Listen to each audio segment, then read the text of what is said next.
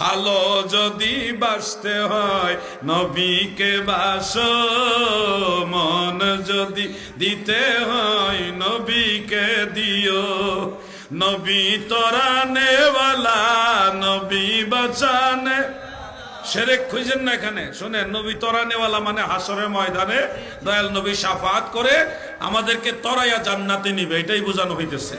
জাহান্নামের আগুন থেকে শাফাত করে আমাদেরকে বাঁচাইয়া জান্নাতে নিবে, এইটা বোঝানো হচ্ছে।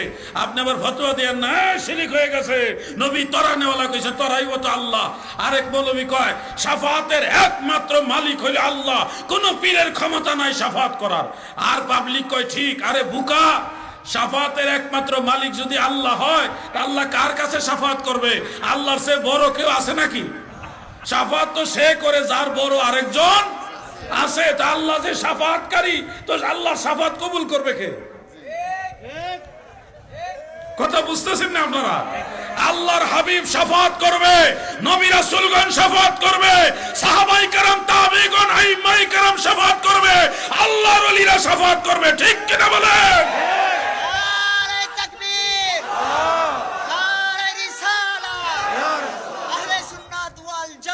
জিন্দাবাদ।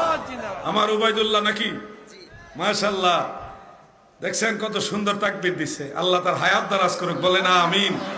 চেষ্টা করে ইসলামের পক্ষে, সুন্নিয়তের পক্ষে কাজ করার আমি তার জন্য খুব দোয়া করি, মন থেকে দোয়া করি। এই ধরনের যুবক যারা, তরুণ যারা, তারা যদি আমার দয়াল নবীজির পক্ষে দাঁড়াইতো, বাংলাদেশটা সুন্নিয়তের ছায়াতলে চলে আসতো। আমার উবাইদুল্লাহ সাহেব, উবাইদুল্লাহ সিদ্দিকী, তার মতো অন্যান্য যুবক বারে এগিয়ে আসেন। আল্লাহর হাবিব আপনাদের জন্য আছে। ময়দানে মাহশারে, কবরে, হাসরে, মিজানে, ফুলছড়াতে, সব জায়গায় নবীর সুপারিশ পাইবা। আমিন বলেন।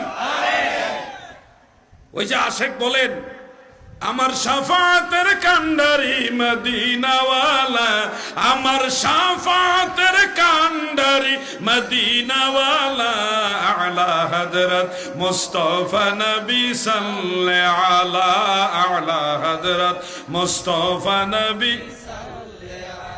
কেহ বলে নবী গোলাপের ফুল, কেহ বলে নবী নূরের পুতুল, নয় সে গোলাপ নয় সে পুতুল নূর আল্লাহর, নয় সে গোলাপ নয় সে পুতুল নূর আল্লাহর, আলা হযরত মুস্তাফা নবী সাল্লাল্লাহু আলা, আলা হযরত মুস্তাফা নবী। আমার শাফাতের কান্ডারি, শাফাতের মদিনাওয়ালা, আলা হযরত মুস্তাফা নবী।